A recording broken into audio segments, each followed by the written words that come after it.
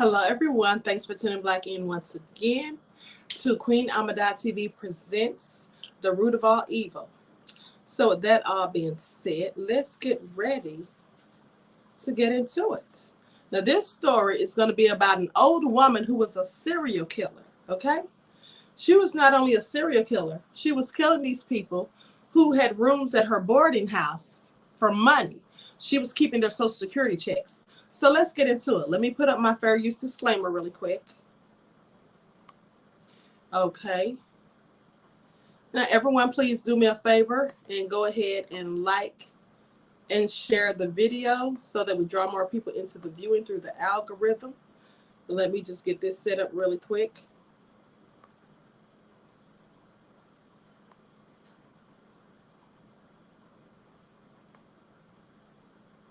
Okay, there we go. All right. All right, Quadalen, I hear you. Hello, Nathalie, Claudette, Emperor Rex, Millie, Brother Sly is Black, Mar A, Silent D, Deron Walker, and all of the rest of you lovely people in the chat. So let's get into this juicy story. All right. I may need my spectacles for this one. Oops, I didn't bring them. Oh, well, I have to make do. Let me just zoom in so I can make this print bigger. There we go.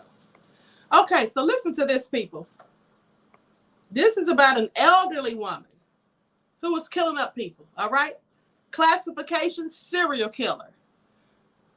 Characteristics, well, she was a poisoner. She was poisoning these people. Puente ran a boarding house and cashed the social security checks of the elderly, mentally disabled boarders, and those who complained were killed and buried in her backyard if they didn't like it, okay? So anyway, she did this for quite some time. She did this from 1982 to 1980. Now, she was born January the 9th, 1929, and she is convicted. She was a convicted serial killer. Born in San Bernardino County, California, born to two alcoholics. Her father was a cotton picker. Now, I didn't know they had cotton pickers that weren't black, but anyway, I digress. Both of her parents abused her, and she often had to scavenge for food. Puente's father died when she was 4. When she was 6, her mother also died. Now, she was sent from one orphanage to another, and then finally to live with relatives in Fresno, California. They went ahead and took her in. Later in life, she lied about her childhood, saying that she was one of 18 children who were all born and raised in Mexico. In 1946, she married for the first time, but her husband died of a heart attack within 2 years. She probably killed him, but anyway. For money, she tried to forge checks, but she was eventually caught and sentenced to a year in jail. She was paroled after 6 months. Soon after her release, she was impregnated by a man that she barely knew and gave birth to a baby girl, which she had to give up for adoption.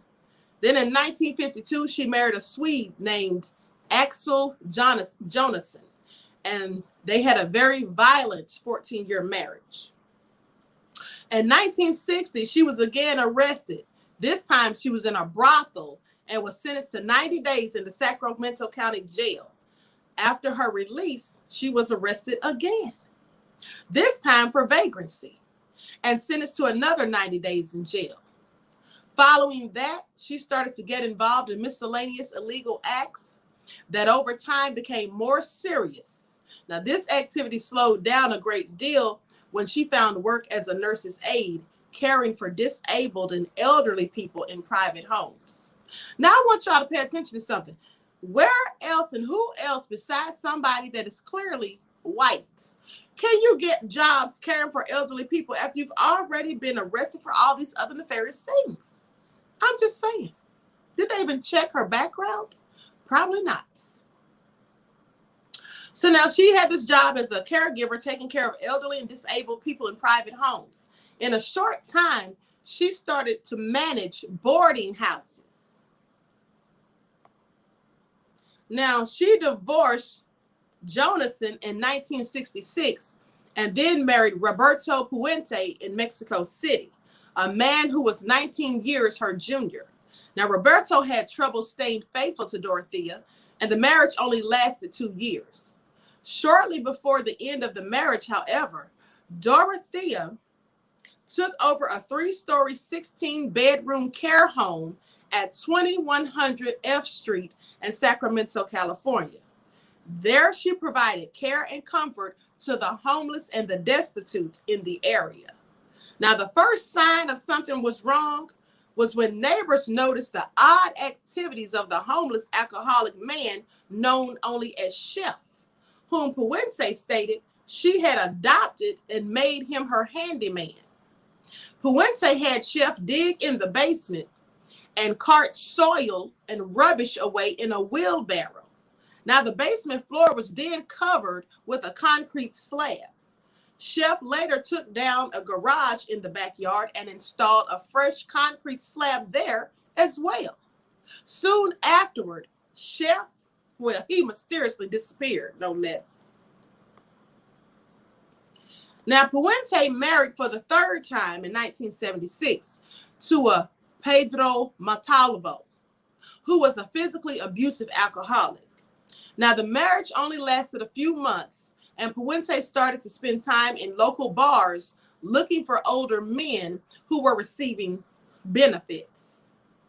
She forged their signatures to steal their money, but she was eventually caught and charged with 34 counts of treasury fraud. Now, while on probation, she continued to commit the same fraud. Now, I want y'all to pay attention. She committed 34 counts of treasury fraud, and she already had an extensive record, but she was only given probation. Please pay attention. Now, according to California Court of Appeals records, in 1981, Puente began renting an upstairs apartment at 1426 F Street in downtown Sacramento. The 9 murders, which she was charged with in 1990, she was convicted in 1993 of 3 of them. Those were associated with this upstairs apartment and not her previous 16-room boarding house. Now, in 1982, 61-year-old Ruth Monroe began living with Puente in her upstairs apartment at 1426 F Street, but soon died from an overdose of cocaine and Tylenol. Puente told the police that the woman was very depressed because her husband was terminally ill. They believed her and judged the incident as a suicide. See how they don't investigate when white people tell them something? Just like that killer that shot up that whole place over there in Atlanta, shot up those 3 places. He said, oh, it wasn't a hate crime. Oh, I was just having a sex addiction. So they just took his word for it. So this same thing they pretty much did with her. She basically said, oh, she died of a suicide. She was quite frankly depressed. So they didn't even investigate it. Now, please tell me how that makes sense. So anyway, only a few weeks later, the police were back at after a 74-year-old pensioner named Malcolm McKenzie accused Puente of drugging him and then robbing him. Now, mind you, this is a few weeks after the woman died, Ruth Monroe, after she died in the home from an overdose of codeine and Tylenol. And the police just dismissed it because she told them it was a suicide and the woman was depressed. But a few weeks later, a 74-year-old man who also was renting a room named Malcolm McKenzie, he accused her of drugging him and robbing him. She was convicted of 3 charges of theft on August the 18th of 1982 and sentenced to serve 5 years in jail. Now, my question is, after he reported that she drugged and robbed him, and especially since he used the word drugged, why didn't they go back and say, well, wait a minute, if she drugged him and robbed him, how do we know she didn't drug the woman that died just a few weeks ago? See how they do? But let me continue.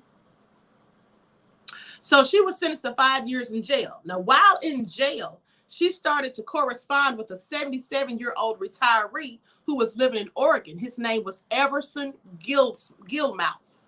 Now, a pen pal friendship developed, and when Puente was released in 1985, after serving just 3 years of her sentence, he was waiting for her in a red 1984 pickup. Their friendship developed quickly, and the couple was soon making wedding plans. They opened a joint bank account and paid $600 a month rent for the upstairs apartment at 1426 F Street in Sacramento. Now, in November of 1985, Puente hired Ismael Flores to install some wood paneling in her apartment.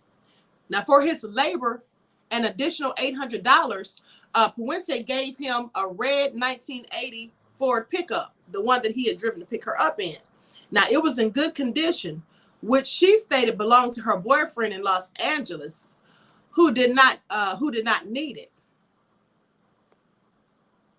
Now, Puente then asked Flores to do one more thing: build a box 6 feet by 3 feet by 2 feet to store books and other items.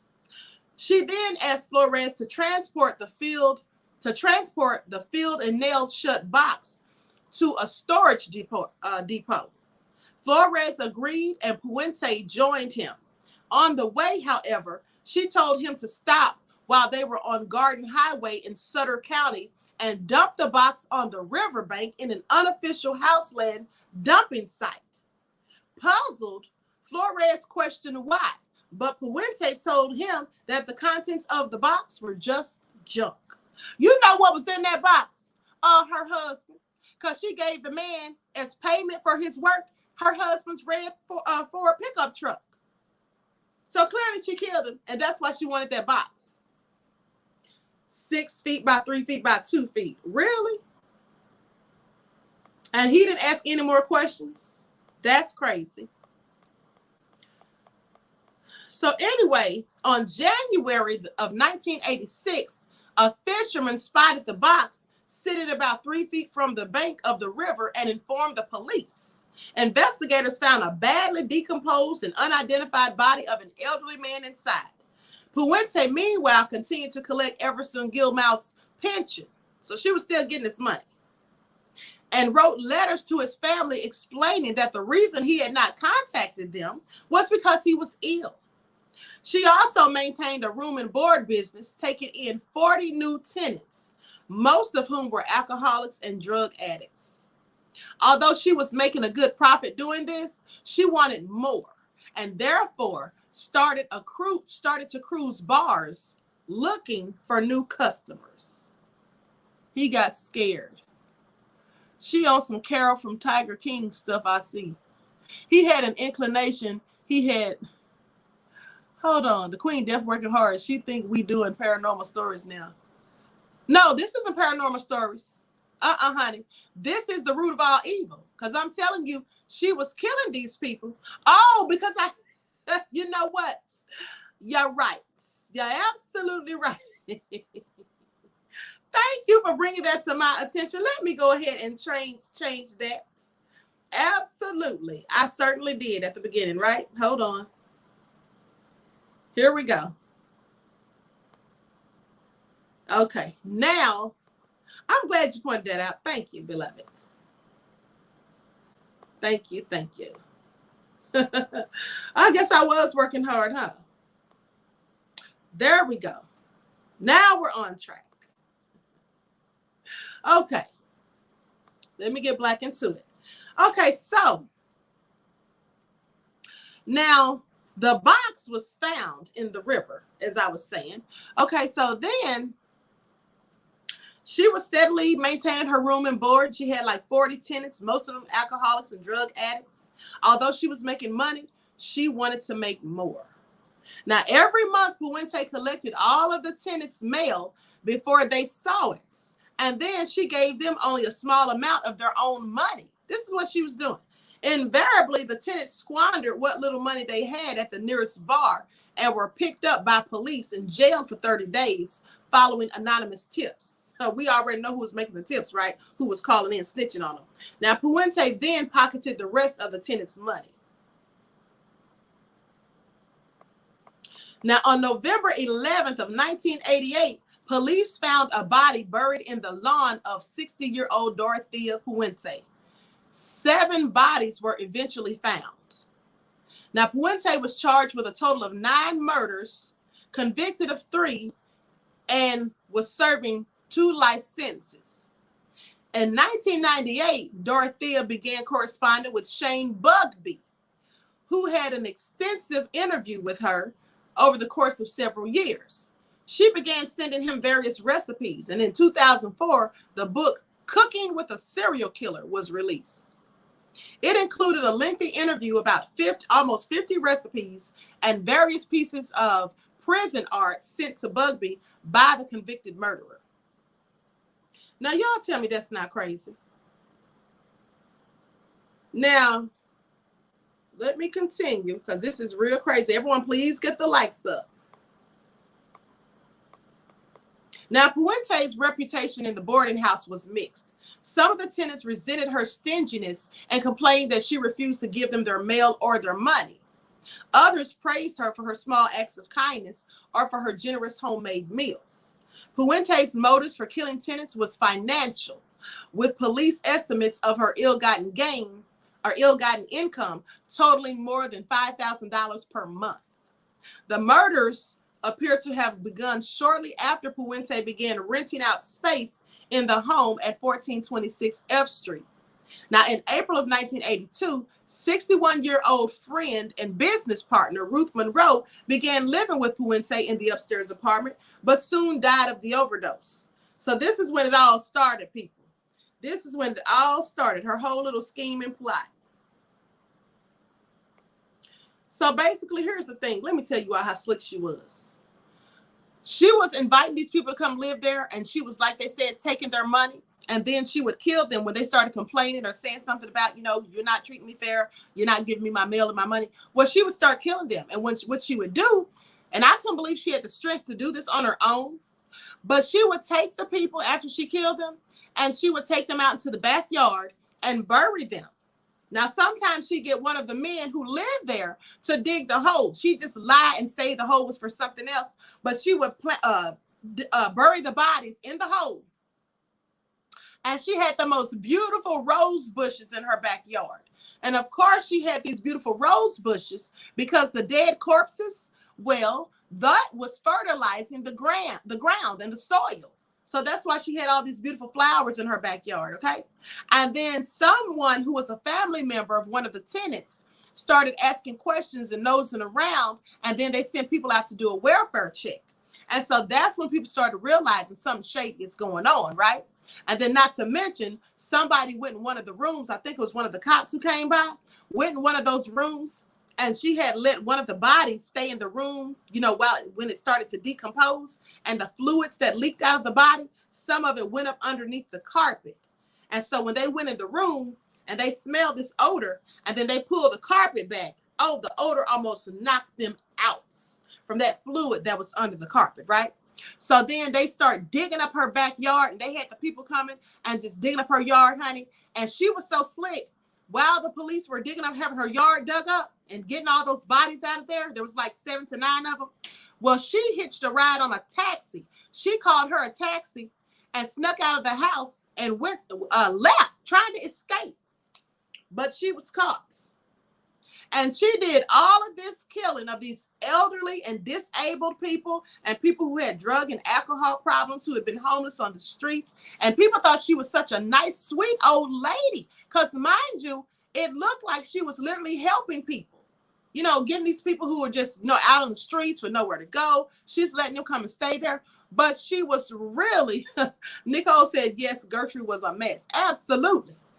But she was sitting there and taking all of their money and living footloose and fancy free until she got caught. So that is what she did for money. But let me tell you something. So now her house, they say, is actually a tourist attraction. But let's talk about when people started getting suspicious. Let me just give y'all some insight into that. So prior to Bert Matoya's disappearance, Dorothea Puente had already begun to arouse suspicion, but not by the police, mind you.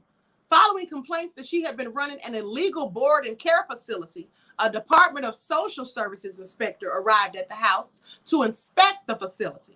Now, although the inspector was aware that she had previously been convicted of misuse of her client's benefits, she was able to lie her way out of the trouble. Oh, she was pathological in her lies.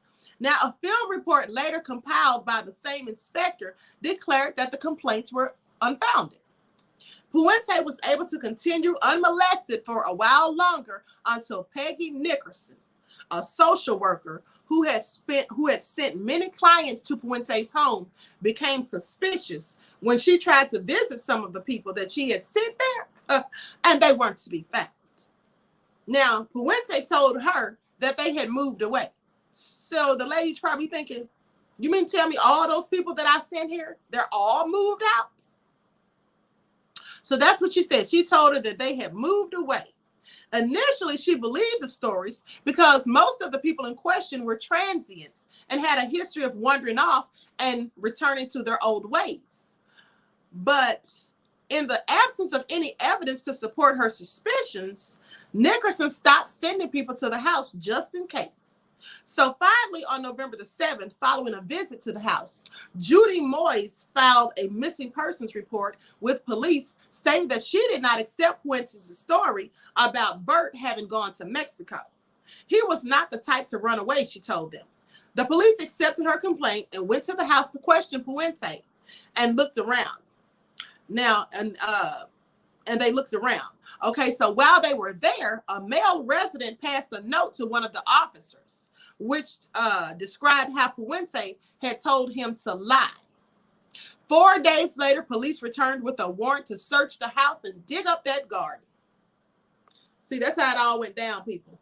So over the following days, 7 bodies, including Bert Montoya's, was unearthed. One body, that of Betty Palmer, was missing a head.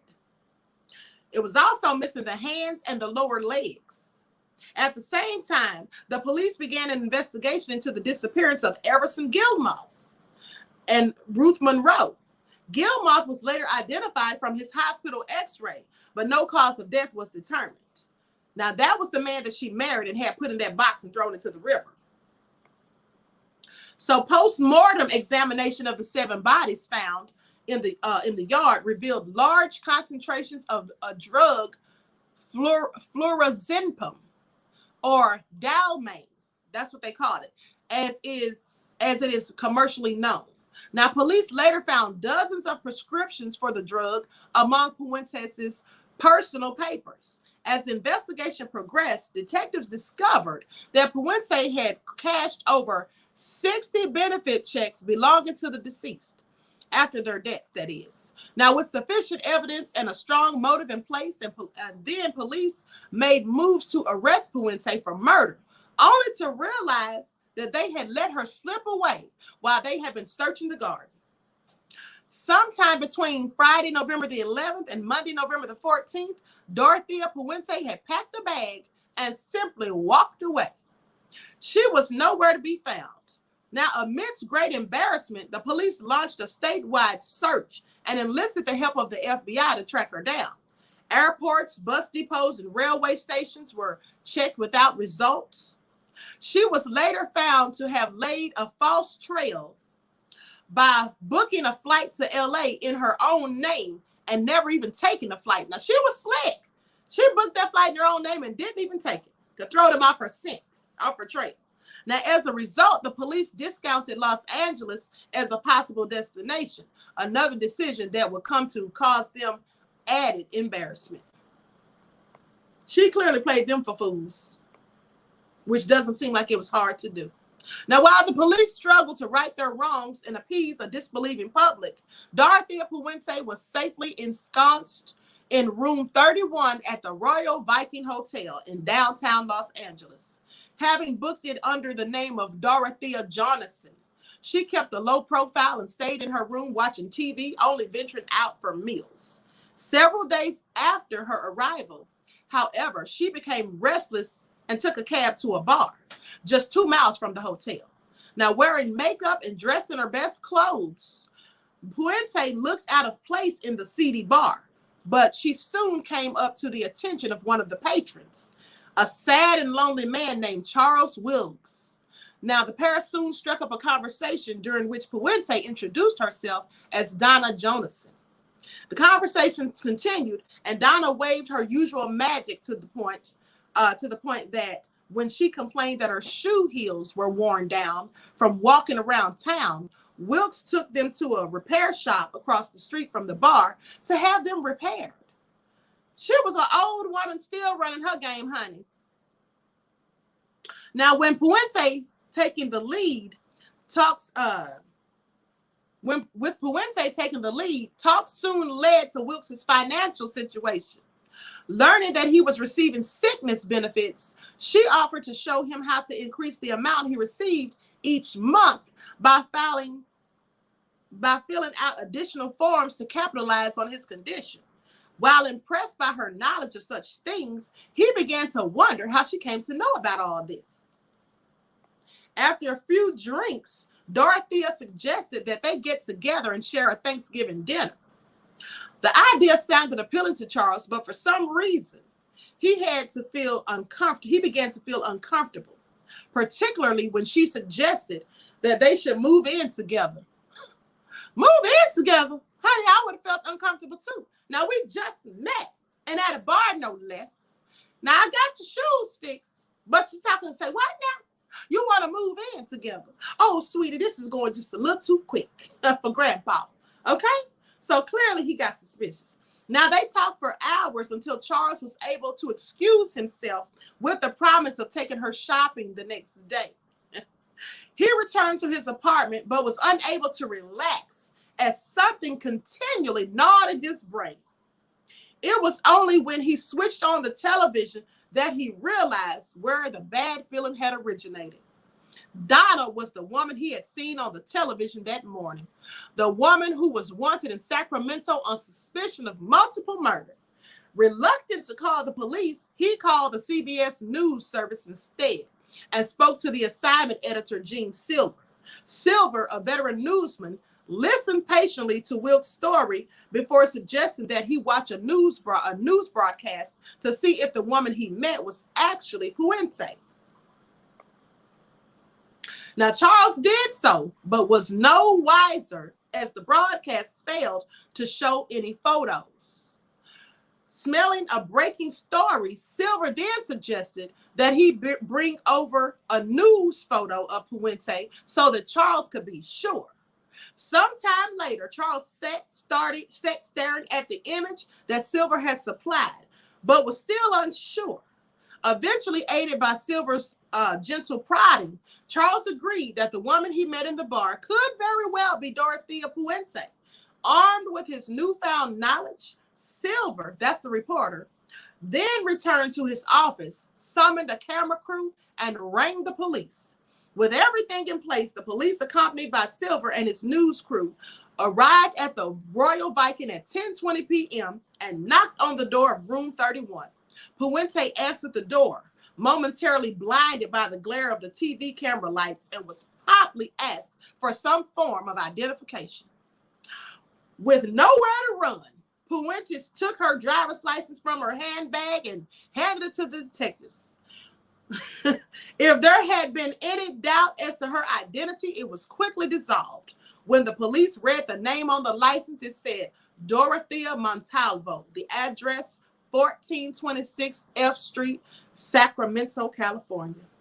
The gig was up. The devil was in her old... Yes, and you know what? That little old man who met her in the bar, he better be glad that the Most High gave him the discernment to not go off with her, lest he'd have been found under somebody's bush too, okay? Now, within hours, Puente was whisked away to the airport where she was placed on a Learjet chartered for the purpose of KCRA-TV and the Sacramento Bee, and returned to Sacramento. During the journey, she told a reporter, "I cashed checks, yes, but I never killed anyone. I used to be a good person once." That's what she said. She said, "I cashed checks, yes, but I never killed anyone. I used to be a good person once." No less. Oh, okay, I'm so through with Granny. Get your gun. So anyway, she was later booked into Sacramento County Jail, where her property was found to include an envelope containing $3,042.55. Later, The same morning, she was led into court where she met with her two court-appointed attorneys, Peter Vlouten and Kevin Climo. 7 minutes later, she was arraigned without bail on one count of murder, that of Bert Montoya. While Puente languished in jail, the police continued the long and grueling process of identifying the remains and processing the evidence. Finally, after months of preparation, the prosecution was ready and the pretrial hearings began on April the 25th of 1990. Media and members of the public alike converged on the Sacramento courthouse to take part in one of the most intriguing trials in the state's entire history. Standing before Judge Gail H. Ohesian, the prosecution team launched their case, intent on portraying Dorothea Puente as a greedy, manipulating, cold-blooded killer whose sole reason for opening her boarding house was to do away with her clients as a means of claiming their rightful benefits as her own. In response, the defense countered with the assertion that the trial had become a media event and as such was a threat to Puente's right for a fair trial. They also asked for a change of venue based on the same premise. 2 days of legal arguments followed, during which time Judge Ohesian sat listening patiently as both sides presented their cases. Finally, having heard enough, the judge gave her ruling. She could find no evidence that although unique in its coverage and ensuing public interest, the trial did not violate Puente's constitutional rights to a fair trial proceeding and would go ahead as planned. Oh, so anyway, people, let's just skip on down. I'm not going to read all of that. Now, the defense, in response, over the following days, the prosecution presented a long list of witnesses who provided damning evidence to support their case. Now, in response, the defense set out to prove that their client was a victim of circumstance and proceeded to imply that the so-called victims had all died of natural causes and that Puente, afraid that she would be held responsible, well, because they died in her care, of course, she simply buried them in the garden. Please miss me with that, okay? They didn't even believe that themselves, all right? Now, to support their case, they called upon a battery of supportive witnesses who attested that Puente's charitable nature and good works were legit. This was followed by a string of psychologists who had spent countless hours interviewing Puente in her cell. They gave evidence about her troubled childhood and lack of love and understanding, which they believed contributed to her obvious levels of stress, which in turn affected her judgment. Do y'all see how they mansplain for these people? So really, it was her level of stress and her lack of love as she grew up from a child that led her to do this. Okay. Now, the defense countered and gave evidence that Puente had never been anything other than sane during any period of her life, and proceeded to press home their case that Dorothea Puente was motivated by just one thing: greed. Okay? And when they say the defense, I'm sure right there at that point they meant the prosecution, because the defense was her attorneys, okay? When they're talking about she did it for greed, that had to be the prosecution. So that's clearly a misprint. Now, on June 19th of 1990, Judge Ohesian gave her ruling. Dorothea Puente would stand trial on the 9 counts of murder. Months of delays followed until February the 9th, 1993. The trial opened before Judge Michael J. Verga.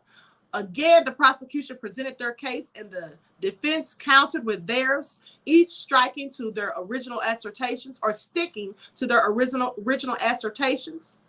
Over the following months, the trial dragged on through one delay after another, finally until July the 15th of 1993, having heard 153 witnesses present 3,500 pages of evidence. The jury retired to consider the verdict, further pressured by the knowledge that the prosecution was seeking the death penalty. Days passed without a word as the jury went over and over the evidence until on the afternoon of August the 2nd, a note was passed to the judge. We, the jury, are deadlocked on all 9 counts. We would like further instructions.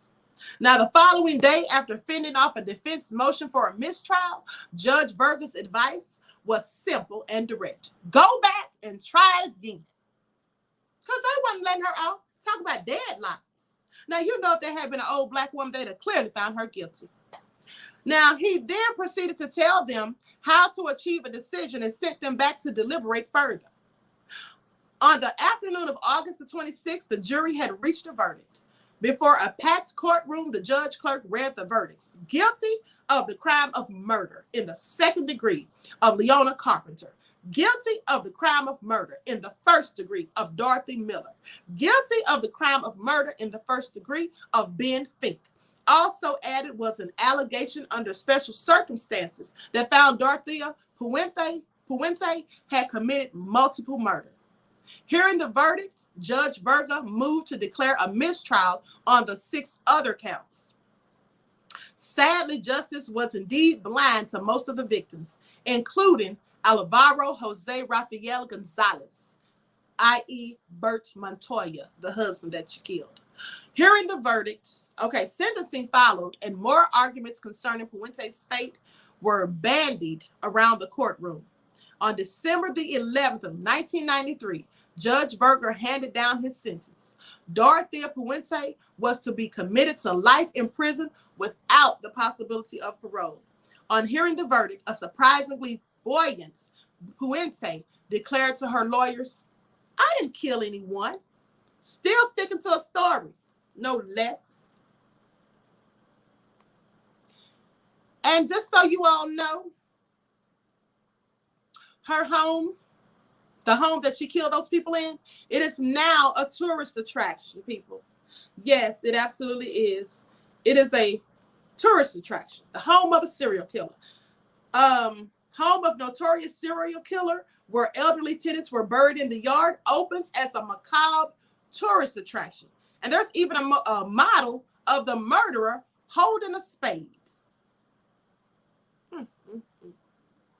So yeah, there you have it. Again, they found a way to monetize it.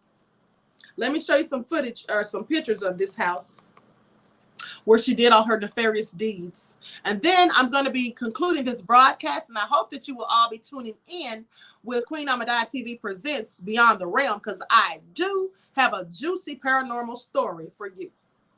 Okay? So here we go. Let's look at this, these pictures, people.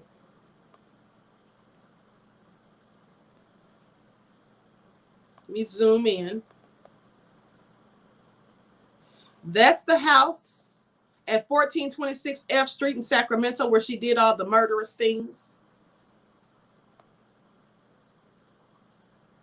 There you go. This is when they were taking the bodies they exhumed out of the house. And so there you have it, people. With that all being said, I'm going to conclude this broadcast. I would like to thank you all for tuning in once again to Queen Ahmadiyyah TV Presents The Root of All Evil. So I hope to see you all right back in the chat. I'm going to be going on to Beyond the Realm for my next live, okay? So with that all being said, thank you all for tuning in. And until next time, I will talk to you all again soon.